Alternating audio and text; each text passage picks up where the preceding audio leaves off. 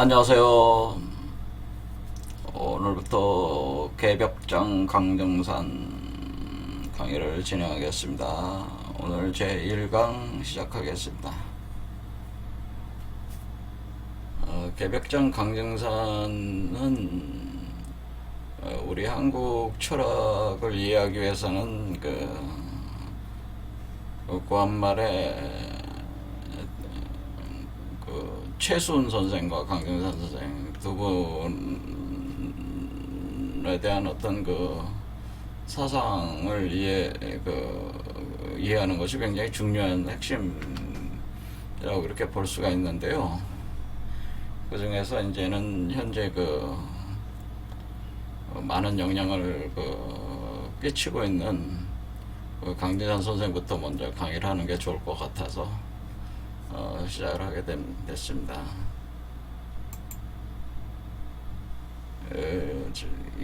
오늘 강의는 이제 강정산 선생이 강의를 하게 된 어떤 동기의 배경을 설명을 하겠습니다. 제가 강정산 선생, 저는 이제 일단은 강정산 이분을 따르시는 분들은 정산 선생을 상제 하나님으로 많이 모시고 있습니다. 상제 하나님이라고 하는데, 하나님은 이제 다른 말로 이제는 상제다, 이렇게 상제로 모신다는, 증산 상제다, 증산 하나님이다, 이런 표현을 많이 쓰고, 또 어떤 분들은 이제는 이분을 이제 미륵불로 하는 거고, 이거는 이제는 미륵불은 이제는 이거는 불과적인 표현이고요. 그 다음에 많이 또 하는 게 이제 도가적인 표현으로 도교에선 구천, 응원, 내성, 보화, 천존이라는 표현이 있는데, 구천응원, 내성보와 천존이 도가에서 얘기하는 최고 절대지존의 하나님이다, 이렇게 볼 수 있죠. 최고의 신을 얘기하는 건데, 여기에 이제는 이런 개념으로 호칭을 부르기도 합니다. 이것은 강정산이라는 이분을 신앙의 대상으로 삼으신 분들이 각자의 입장에서 최고의 위격으로 이렇게 부르는 호칭들인데, 저는 일단은 종교가 없는 사람이고, 또 저는 개인적으로는 반종교주의자이기 때문에 누구를 이렇게 신앙의 대상으로 삼거나 추종하는 걸 저는 근원적으로 원치 않는 사람이기 때문에요. 저는 이분을 그냥 개벽장으로 호칭을 할까 합니다. 그래서 개벽장 강정산 이렇게 부르겠습니다. 개벽장. 그래서 이분 스스로도 자기를 개벽장이라고 했기 때문에 이 호칭이 가장 맞는 것 같아요. 자신을 규정을 할 때, 제가 볼 때는. 그러니까 이런 신앙의 대상이 아닌 그런 개념으로 접근하기가 쉬운 개념 아니냐, 그렇게 보게 되는데, 그래서 이 강정산 선생에 대한 이 강의는 신앙의 대상으로서가 아니고 어떤 우주자연과 인간의 변화 원리에 있어서 어떤 이런 개벽 현상이 현재 진행이 되고 있기 때문에, 이런 현상들을 우리 구한말 선조들이 어떻게 이해를 했는가, 가장 핵심을 키를 쥐고 있었던 분이 최수훈과 강정산으로 많이 지금 현재 알려져 있기 때문에, 그런 관점에서 강정산 선생을 이해하는 걸 통해서 이 개벽, 현재 진행되고 있는 개벽의 이치를 더 깊이 이해를 하기 위해서 하는 거니까, 그런 관점에서, 학문적인 관점에서 이렇게 이해를 해주셨으면 합니다. 그래서 제가 그 강진한 선생을 그 신앙의 대상으로 삼으시는 분들에게는 제가 굉장히 불경하게 이렇게 보일 수도 있겠습니다. 자, 그런데 제가 아시다시피 제가 그 저 기독교 요한복음, 도마복음, 요한계시 이런 걸 강의를 했었잖아요. 불교도 강의를 하고 그때 뭐 제가 뭐 특별하게 뭐 예수라든가 석가모니 뭐 특별하게 뭐 이렇게 그 종교적 이렇게 추앙하는 그런 식으로는 저 역시 안 했기 때문에 지금 그냥 상무적 대상입니다. 그분들도 제 입장에서 볼 땐 강사 선생님도 그렇게 보고 접근을 하는 거니까 저는 반종교주의자니까 그런 점에서 좀 양해를 기존에 이제 신앙하시는 분들한테는 굉장히 중요한 문제이기 때문에 이 호칭 문제가 그래서 제가 그렇게 개벽장으로 이렇게 부르는 거에 대해서 양해를 좀 해주시길 바랍니다. 제가 그 강진한 선생은 이제 처음 접해가 이제 강진한 선생이라고 하겠습니다. 이제 개벽장 강진한 선생, 개벽장이라고 하면 또 호칭이 또 바로 들어가기 힘드니까 강진산 선생께서 이분의 를 처음 제가 접하게 된 거는 이것은 그 제가 대학교 다닐 때에 1987년 8년 정도 될 거야 아마 뭐 기억도 잘 안 나는데 이나 8년 정도 아마 이때가 될 거예요. 이때에 저도 이제 386 세대니까 그때 우리 세대가 주로 그 굉장히 그 어떤 그 학생 운동권은 완전히 그 뭐라 그럴게 NL파, PD파 이런 식으로 해가지고 그 이데올로기 이 어떤 세계를 이해하기 위한 그런 개념 구성하는데 굉장히 그 치열한 그 이론 투쟁이 있었어요. 학생 운동권에서. 그와 같이 마찬가지로 꼭 학생운동권만 그런 게 아니고 요 시대에 살았던 그 젊은 그 대학생들은 이 세계를 이해하는 어떤 그 틀을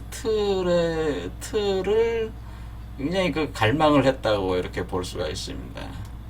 그런데 이 세상을 이해할 수 있는 틀을 제공한 것 중에 하나가 바로 그 이것은 개벽이다라는 요 책이 그때 발간이 되면서 아마도 이런 쪽의 계열에 있으신 분들은 그러니까 사람마다 다 그 특징이 있는데 이런 쪽 계통의 그 생각이 있으신 분들은 이 책을 통해서 아마 대학생들이 그때 당시에 굉장히 많이 이 세계에 대한 이해, 그 해석 체계를 이 증산 선생의 가르침 속에서 이렇게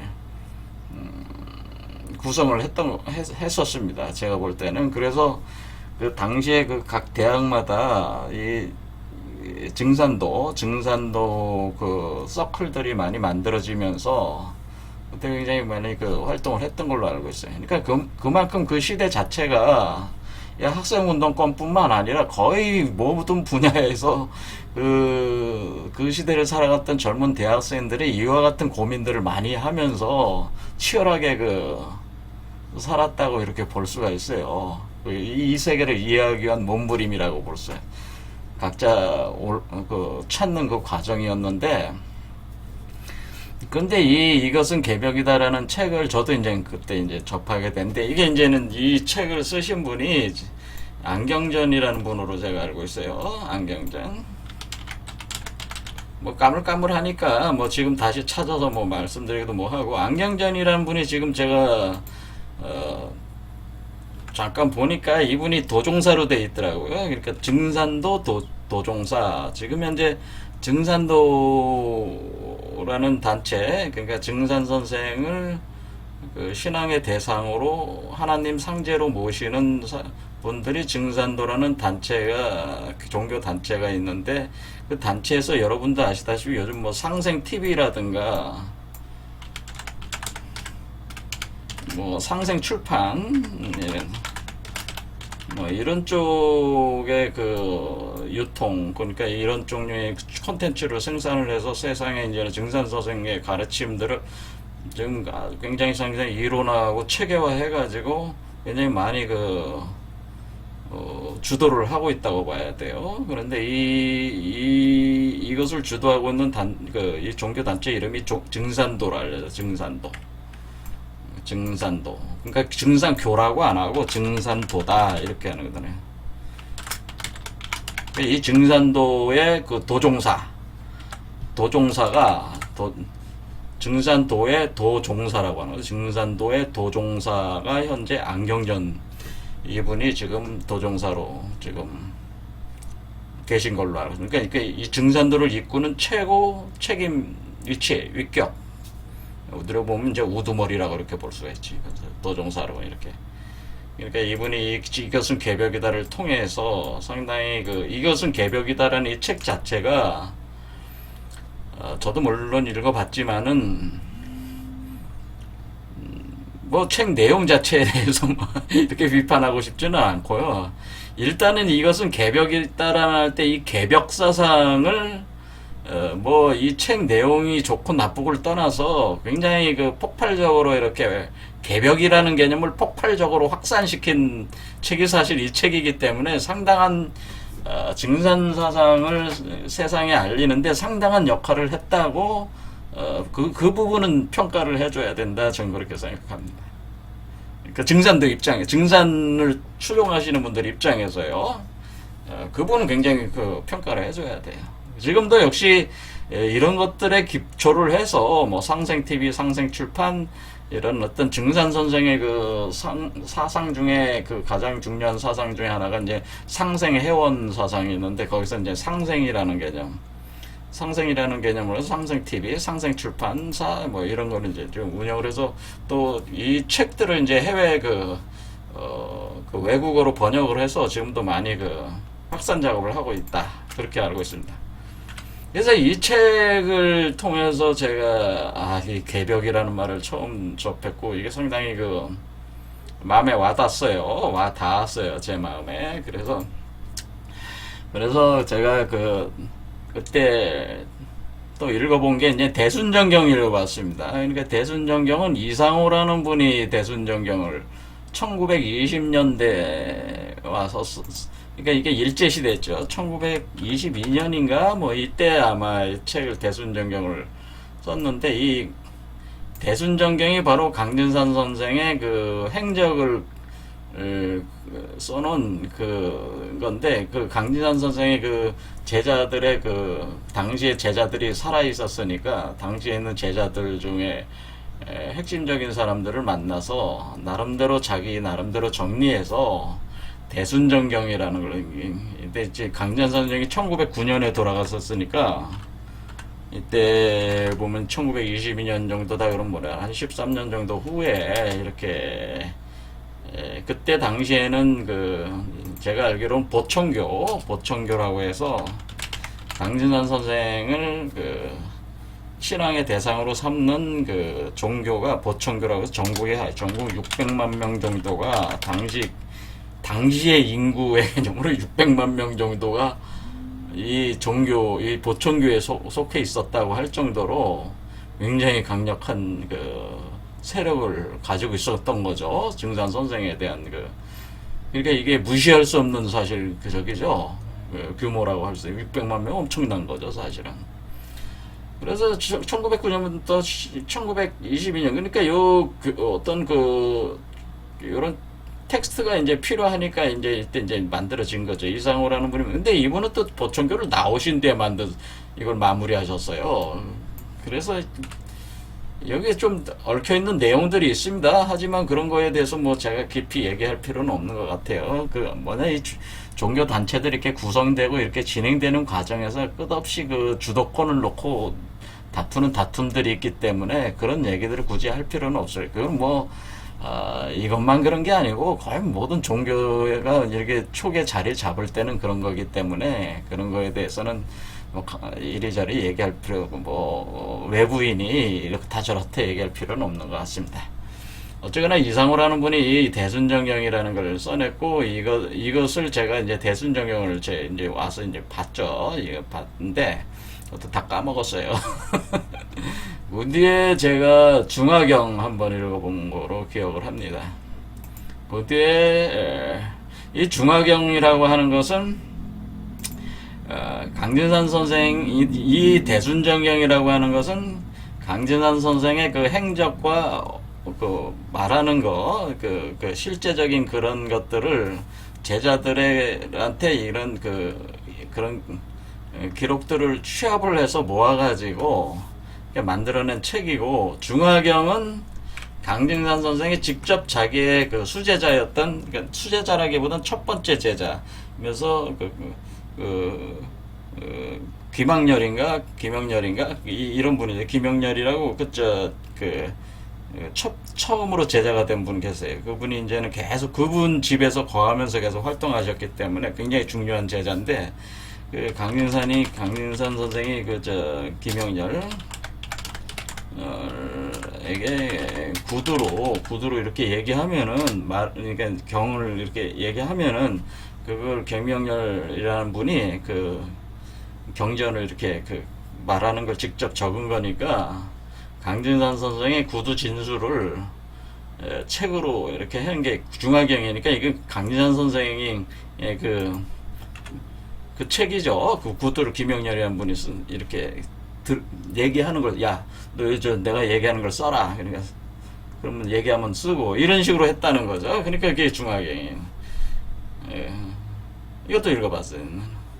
그 다음에 이제 이중성의 천지개벽경이라는 게, 제가 일단은 개벽이라는 말에 제가 마음이 꽂혀서 그런지 천지개벽경이라는 게 있어가지고, 또 요분도 이제는 요 천지개벽경도 사실은 대순정경하고 비슷하다고 봐야 되는데, 사실 결이 많이 좀 틀립니다, 나름대로. 그래서 이 천지개벽경 이게 있습니다. 이거 좀 읽어봤고, 이 사람은 사회적 정치적 지혜도 상당히 있었던 사람으로 알고 있어. 이분 거 읽어봤는데, 이렇게 읽어봤는데, 이런 게 이제 해서 이게 증산도. 그러니까 이제 그 당시에 이제는 이게 했을 때 크게 두 파가 크게 보면은 지금 증산도하고 여러분도 잘 알다시피 대순진리라는 대순진리. 지금 크게 보면은 두 방파가 눈에 뜨이잖아요.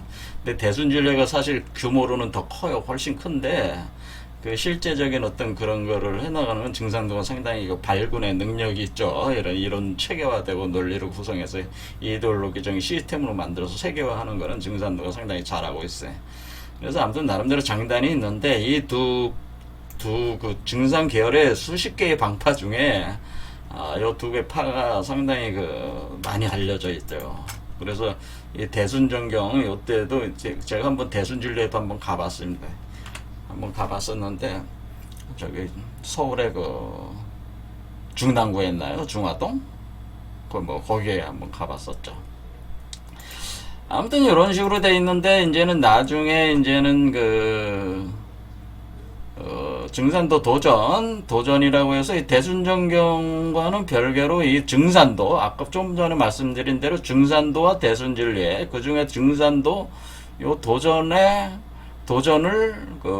이분들이 굉장히 이론화 작업에 굉장히 전력하고 있었으니까, 이것은 개벽이다를 낸 안경전 요 도종사 분이 속해 있는 요 단체인 증산도에서 이 대순정경을 좀 더 수정 보완을 굉장히 많이 해서 도전이라는 이름으로 1992년에 도전이라는 걸 만들어 가지고 이때 초판을 냈다 이거.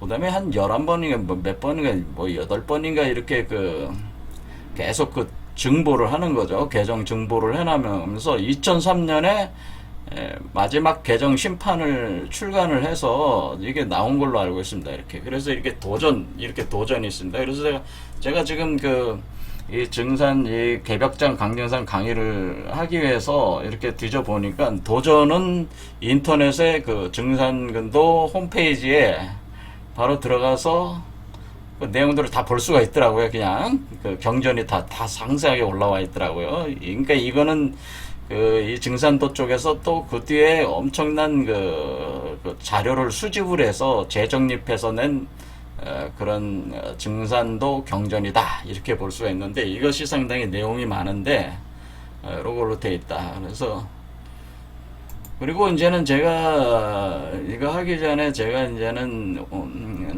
이 강진산 선생 강의를 오늘 하려고 하기 전에 이제는 제가 강진산 선생을 또 언제 또 이렇게 보게 되냐면 현무경을 통해서 또 만나요. 근데 현무경이라고 하는 것은 강진산 선생의 그 친필 강진산 선생이 직접 쓴, 그러니까 중화경은 강진산 선생이 얘기하는 거를 말하는 걸 구두로 이렇게 말하는 거를 그 김영렬이라는 제자가 받아서 쓴 거지만은 현무경은 직접 썼다 이거야. 직접 지었다. 이렇게 직접 자신이 붓을 들어서 직접 썼다. 그래서 이 현무경 그렇게 얘기하는 거죠. 그러니까 그걸 이제는 현무경을 이제는 그 직접 썼다고 하는 그 현무경도 약간씩 또 이제 각 그 단체마다 약간씩 틀리던 걸로 제가 알려져 있는데, 어쨌든 직접 쓴 이 현무경을 제가 이제는 그 접하게 되는 것이 이제는 이제 한 5년 전에 제가 그 제가 첨부동 카페 여기 가입이 돼 있고 여기 운영위원으로 있는데요. 다음 첨부동 카페라고 해서 첨부동 카페 가시면은 여기에 여기 이 카페로 이끄시는 분이 정산 선생님이 계신데, 정산 선생님이 계신데, 이 정산이라는 분이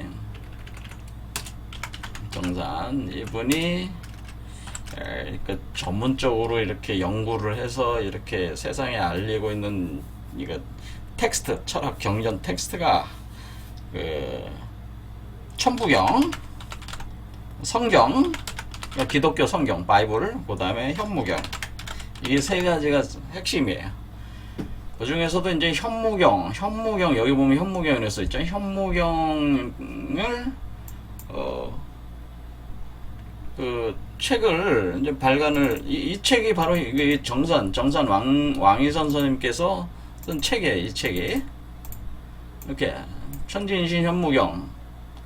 그런데 이게 여기에 요거 말고 현무경 책을 또 있는데, 그 현무경 책은 발간으로는 안 돼 있는데, 여기 이제 가입한 카페 회원들이 이제는 돈을 조금씩 내가지고 만든 책으로 알고 있는데, 이야기 현무경 4권짜리가 있어요. 이야기 현무경.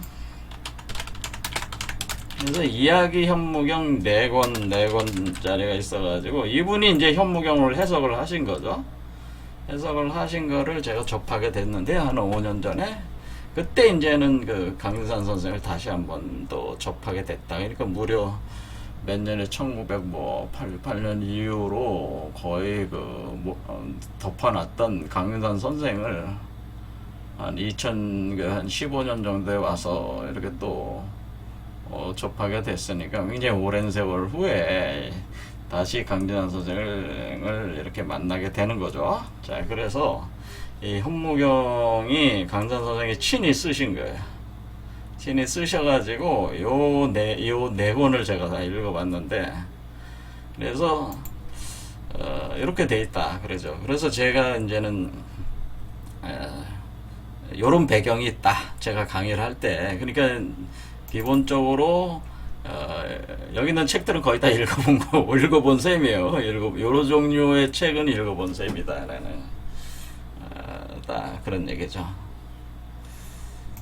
그래서 그런데 이제는 그 강진산 선생을 이제는 어떻게 이해를 할 것인가. 지난 시간에 제가 지지난 15분 정도는 그 강의에서 제가 강진산 선생의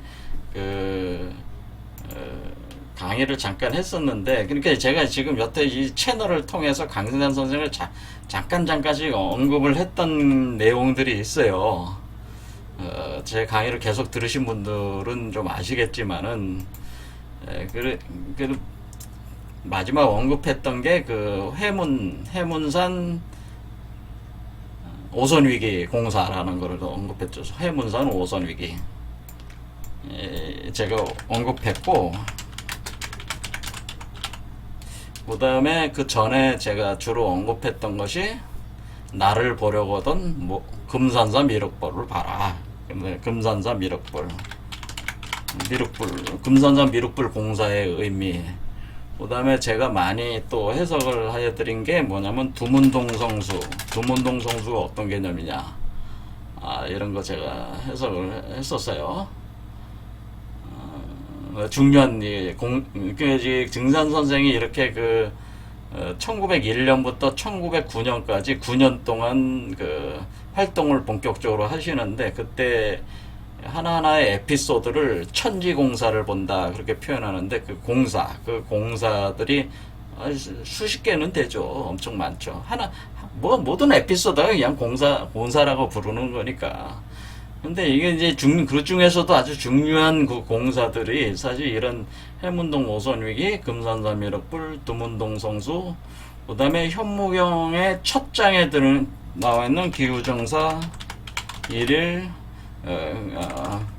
기후정월 1일 사시라는 이 의미, 이 문장의 의미, 그 다음에 여기 현무경 내용들 중에 의통에 관련된 거라든가, 그 다음에 거기에 보면 이제는 포태양생이라는 개념이 있어. 포태양생, 요런 개념들. 그러니까 요런 개념들은 이제 다양하게 나름대로 강등산 선생의 공사 내용 그리고 가르침 내용들을 중에서 제가 이 채널에서 다룰 만한 내용을 가끔씩 하나씩 언급을 했었는데, 이번 기회에 그런 걸 좀 더 체계화 정리를 해서 여러분들한테 이 증산 선생이 정말 뭘 얘기하고 싶었던 거냐, 이런 거를 이분이 한 이 공사를 통해서 다시 정확하게 규명을 해보자.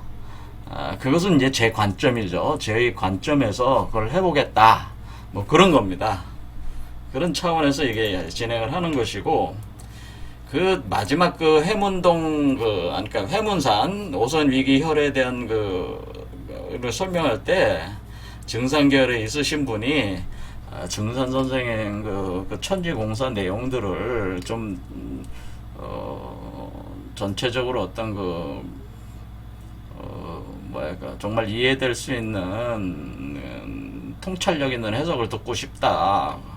그렇게 해줘서 그거는 제가 원래는 현무경을 강의를 하려고 했으니까, 저는 원래 현무경을 강의를 하려고 했는데 현무경 내용이 굉장히 어렵거든요. 사실은 강의를 하기에는. 그런 것보다는 이 강진환 선생의 어떤 실제적인 천지공사 내용들을 가지고 차라리 그걸 하나하나의 이 천지공사를 통해서 드러내려고 했던 이분의 진짜 의도를, 제 나름대로 생각했던 것들을 이렇게 강의를 하는 게 좋을 것 같다, 그런 생각이 제가 들어서 이 강의를 이제는 시작을 하게 된 겁니다. 그런 배경이 있다, 그런 얘기죠. 자, 그래서 일단은 강진환 선생께서는 1901년부터 1909년까지 유키백과 여기 내용을 보면 강일순, 이름은 강일순인데 이분의 이름이 본래, 근데 강일순이라는 이분이 여기 내용을 보면은 1871년 11월 1일에 태어나셔서 9월 19일 태어나셨어요. 음력으로. 1909년 8월 9일 돌아가셨는데 음력 2월 24일. 증산교의 교조다, 이렇게 위키백과에 써 있어요. 그래서 본가는 진주고 흔히 알려진 증산이라고 하는 것은 그의 호다, 자는 사옥이라고 한다, 이렇게. 증산계열 종단에서는 그를 상제, 가령 증산상제, 옥황상제, 구천상제 등으로 칭한다. 또는 천사, 선생님 등으로 부른다. 이렇게 된 거죠. 이렇게 되는데, 이분이 본격 활동을 하던 시대의 모든 에피소드를 천지공사라고 합니다. 천지공사를 보셨다라고 하는 이 천지공사라는 의미는 1901년부터 1909년, 그러니까 지금 현재 당시가 신축년부터 시작해서 기유년까지 이루어졌기 때문에 이게 이제 신축년, 봐도 기유년까지 이루어져 있는데요. 이게 지금 1901년부터 1909년이니까 지금 어떻습니까? 지금 2021년이 다시 신축년이 들어왔어요.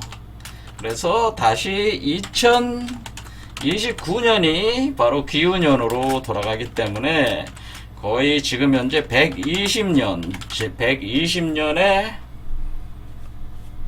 시간이 흐른 거죠. 지금 120년이 지금 지나가면서 내년부터 다시 신축으로 시작한다. 신축 기후. 올해가 경자년이니까 신축 기후. 그래서 상당히 의미가 있어요. 여기에 그 나름대로 그 상원갑, 중원갑, 하원갑이라고 해서 180년을 갖다 보통 그렇게 평가하는데, 상원갑과 중원갑이 흘러갔고 하원갑이 시작이 된다 이렇게 볼 수도 있어요. 하원갑 시작에 시작이다. 새로운 시작이다. 이 120이라는 개념 자체가 상중하로 60년씩 잘라볼 때 그렇다 이거. 그래서 120년 지난 후에 다시 이제 시작도 신축년에서 시작을 하는 것이다.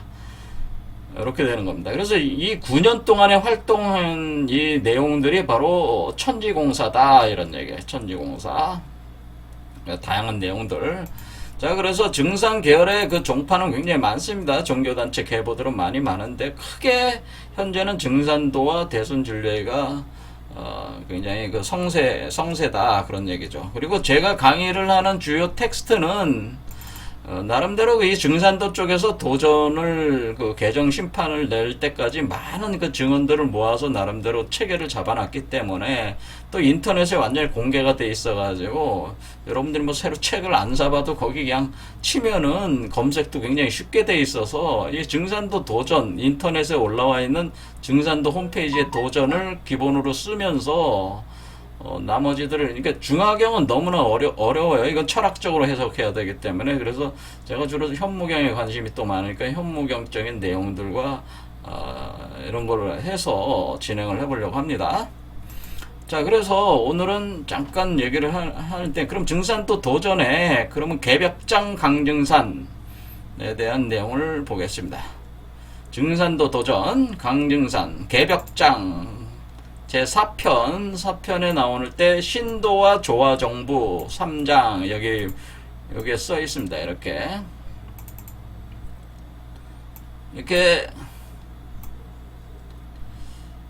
아주 중요한 구절이에요, 이것도. 자, 그러니까 스스로가 이제 얘기하는 것들이니까, 그게 뭐 도전에 써 있는 것들이니까 그 내용을 가지고 이제 설명을 하는 거예요.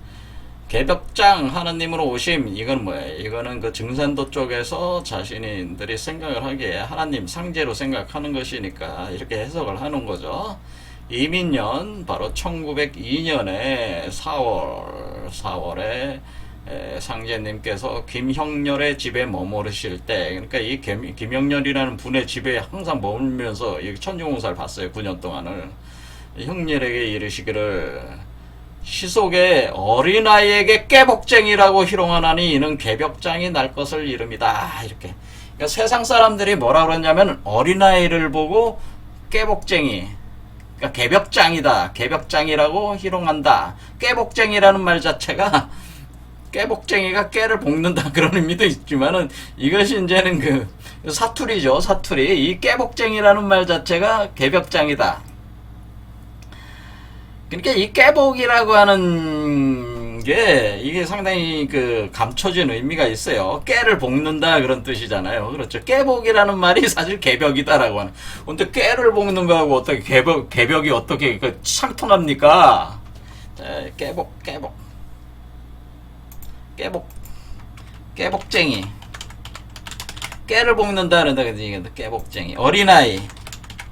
어린아이가 나오고 깨복쟁이, 어린아이를 깨복쟁이라고 그러는 거예요. 어린아이를 깨복쟁이라고 하는데, 이 어린아이가 깨복쟁이, 어린아이가 개벽장이라고 하는 거죠. 그러니까 사실은 뭐예요? 그냥 이거는 자신을 개벽장이라고 가리킨 거는 아니죠, 사실은. 그렇죠. 그냥 어린아이가 깨복장이라고 하는데, 그것을 희롱하는데, 그것을 개벽장이 날 것을 말하는 것이다. 이렇게 얘기하는 거니까, 이거는 강진산 선생께서 자기가 개벽장이라고 얘기한 거는 아니에요. 그렇죠. 의미상 그렇잖아요. 그렇죠. 자기가 개벽장이라고 한 게 아니고, 어린아이를 보고 개벽장이라고 한 거죠. 어린아이를 개벽장이라고. 어린아이가 개벽장이다 이렇게 얘기한 거죠. 어린아이가 개벽장이다. 근데 이때 강지한 선생이 나이가 지금 이때 32인가 이렇거든요. 지금 독이 32인데 32이 어린아이는 아니잖아요. 그러면 왜 어린아이를 깨복장이라고 희롱하는데 그 어린아이가 개벽장이다. 왜 이런 말을 왜 썼을까요? 이것이 이제 여러분들이 이런 부분들을 생각을 하면서 이걸 해석을 해야 된다 그 얘기입니다. 어린아이가 개벽장이다라고 표현했는데 이게 또 개벽장이 깨복쟁이라고 그랬다. 왜 깨복쟁이라고 했을까라는, 왜 깨복쟁이라는 이런 개념을 가지고 이걸 했을까? 제가 볼 땐 여기는 굉장히 심오한 이치가 감춰져 있는데 지금 시간이 없으니까 해석을 안 하겠습니다. 자, 이런 문구가 있어요. 이게 굉장히 중요한 문구예요. 그래서 어린아이가 개벽장입니다. 근데 이때 강지한 선생은 나이가 32이기 때문에 어린아이는 분명히 아니죠. 그런데 어린아이를 보고 개벽장이라고 이렇게 얘기했어요. 개벽장이 날 것을 그러니까 그러니까 세상 사람들이 어린아이를 보고 깨복쟁이라고 하니까 어린아이가 개벽장이다 이런 뜻이잖아요. 어린아이가 아이가 개벽장이다 이런 뜻이죠. 그렇죠? 자, 이게 비밀이 숨겨져 있는 천지공사였습니다. 자, 이건 풀겠습니다. 다음에. 자, 두 번째, 사편 신도와 조화정부 142장. 자.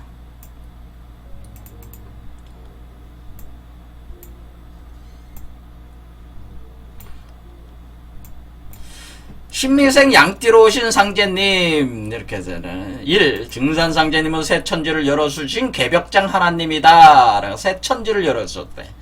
새 하늘과 새 땅을 열어줬다라고 하는데 이것은 성경에도 나오는 거죠. 새 하늘과 새 땅을 누가 엽니까? 그것은 바로 어린 양이 엽니다. 어린 양. 그래서 이거에 빗대서 이제 설명을 하는 거죠. 자, 이게 성경에 나오는 거예요. 바이블, 기독교 성경에도 그렇게 나오는데 뭐라냐? 주상산제면 새 천지를 열어주신 개벽장 하나님이시니 이거는 뭐예요?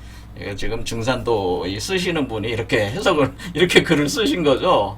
9년 동안 천지공사를 행하실 때 항상 종이나 붓에 종이에 글이나 무령을 써서 불사를 하시니라. 그러니까 증산 선생께서는 어떤 그림 같은 걸 그려가지고 이렇게 불에 태우는데요. 항상 불에 태우는 작업을 하는데 소지한다 그래요. 소지. 불에 태워서 태워서 재로 만드는 그걸 많이 하는데 그걸 무령이라고 하는데 무령을 써서 불 지르는 게 이걸 물형부다 그래. 무령부. 그러니까 어떤 부적을 그리는 거야. 부적. 그 부적을 가리켜서 무령부들이라고 그러는데 항상 어떤 무령부라고 이렇게 이름을 지는데 물형부 부적을 그려가지고 이게 불태우세요 항상. 이렇게 해서 그러면서 무슨 천지공사를 한 번씩 본다 그런 식으로 표현을 해요. 이렇게 불술 넣어가지고 왜 그랬을까요? 다 의미가 있는 거야. 무령부를 불사라는 거는.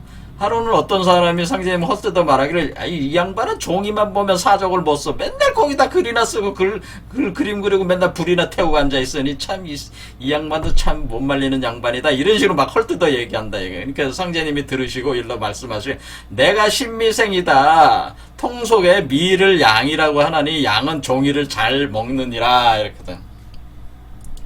양이 종이를 잘 먹으니까 내가 그렇게 하는 거다. 그러면서 내가 신미생이다. 그래서 신미생은 뭐야? 백양이죠. 백양. 자기를 흰 양이라고稱한 게 신미생은 백양이에요. 백양. 하얀 양. 자기를 하얀 양이라고 한 거예요. 자기를 스스로를 가리켜서 하얀 양이에요. 백양. 그러니까 내가 종이를 잘 먹는 양은 종이를 잘 먹느니라 하시더라. 그러니까 일찍이 어린 양으로 불리운 성자 예수가 십자가에 매달 피 흘리며 아버지 천국 복음을 전하였나니 아버지 하나님이신 상제님께서 예수를 회원시켜 이 땅에 천국을 열어주시기 위해 신미생 양띠로 오시니라. 자, 이런 식으로 자기가 예수가 원하던 걸 자기가 현실화 시키기 위해서 신미생 양띠로 왔다. 그런 표현을 썼다는 거죠. 요 개념 자체를 이렇게 봤다는 거죠. 이 증산도 쪽에 이 도전을 쓰신 분들은. 이게 각자 입장이 있어서 틀려요. 저 어쨌거나 이 강지산 선생은 신미생이고 백양이라고 했고, 요게 바로 그 어린 양이다. 왜 어린 양이라고 그랬어요? 자, 앞글과 연결을 해보면은 여기 분명히 그 앞글에 어린아이가 개벽장이라고 했고, 자신은 백양이라고 했는데 그 예수는 어린 양이라고 불렀으니까 자신이 이렇게 연결해서 해석하면은 아, 강증산이 어린 양이구나 이렇게 되는 거죠. 어린아이 양이구나. 그러니까 강증산은 어린 아이 양이다 이렇게 볼 수가 있죠. 어린 아이 양이다. 그게 어린 양이잖아요. 그렇죠. 이게 강윤사는 어린 아이 양이야. 그러니까 어린 아이를 지금 개벽쟁이라고 그랬잖아요. 근데 여러분은 보시다시피 분명히 강윤사는 지금 나이가 32이잖아요. 이 말을 할 때가. 그렇죠. 근데 왜 이런 말을 썼을까요? 왜 이렇게 연결되는 이런 해석이 되게끔 이렇게 얘기를 하고 있을까요? 자, 이런 거를 알아야 된다, 이게. 이런 거. 자, 제7편 후천개벽과 조화성경 1장. 우주일가의 성경 낙원을 열어주셨다. 이건 뭐, 이분들의 해석이니까 한번 읽어보겠습니다. 좋은 말들이 많으니까. 자, 1절. 증산 선생님께서는 천지가 성공하는 가을 개벽기를 맞아 인간으로 강세하신 개벽장 하나님이시니라. 개벽장. 상계대권은 무궁한 조화권으로 천지공사를 집행하셔 그릇된 천지도수를 바로잡으시니 상실험과 추살의 병겁심판으로 선천상극 세상을 마감하시고 의통대권으로 천하창생을 건져 우주 일가의 조화성경을 열어주신다. 후천성경세계는 가가도장이요 인신합덕으로 인인의 성신되어 만백성이 성숙하고 불로장생하는 무궁한 조화낙원이다 라고는. 상제님은 당시에 덕분들이 건설하는 신천지, 여기 신천지 종들이 새하늘과 새 땅. 자, 기독교 요한계시록에도 새하늘과 새 땅, 어린 양이는 새하늘과 새 땅이 나옵니다. 똑같은 얘기잖아요. 신천지의 후천조화 성경을 성령으로 강세하실 것을 언약하시니. 그러니까 뭐예요? 자, 강증사는 성령으로 이 세상에 다시 온다라는 이 사고를 여기서 또 드러내고 있습니다. 강증사는 성령으로 재림한다. 로 임재하신다. 자, 강증사는 성령으로 임재하실 것이다.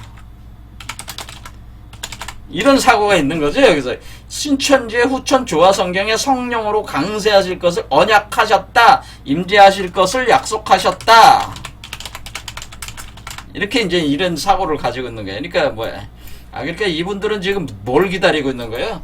강산 선생께서 성령으로 임재하실 것을 기다리고 있다라고 할 수가 있죠. 이것은 똑같이 그 기독교인들도 예수가 성령으로, 보혜사 성령으로 임재하기를 기다리는 것과 같은 거죠. 그렇죠. 똑같은 얘기입니다. 후천성경은 만사지 문화 속에 상제님 일꾼이 천지의 도정을 중요하는 인존의 새 역사시나. 자, 만사지. 이것도 심오한 얘기인데, 자, 해석하면 한도 끝도 없습니다. 자, 그래서 결론적으로 얘기하면 일단 여기까지. 자, 우리는 개벽장이 바로 어린아이라는 걸 알 수가 있고, 그리고 이 개벽을 일으키는 신미생으로 온 강전산이 스스로 자기가 신미생이라고 얘기하면서 굉장히 강조를 하고 있어요. 그것은 자기가 그 예수 그리스도라고 하는 존재도 어린 양으로 신천지를 여는 새로운 개벽을 여는 존재가 성경에서도 그렇게 나오고, 여기 그 강진산 선생은 자신을 가리켜서 그렇게 성경을 잘 아시지도 않았을 텐데 어때 어린 양이라고 이렇게 표현을 한 것이다, 그런 개념이죠. 그리고 자신도 성령으로 이렇게 들어온다, 성령으로 강세한다, 내려올 것을 언약했다, 이런 식으로 이제 개념을 잡으면 되겠습니다.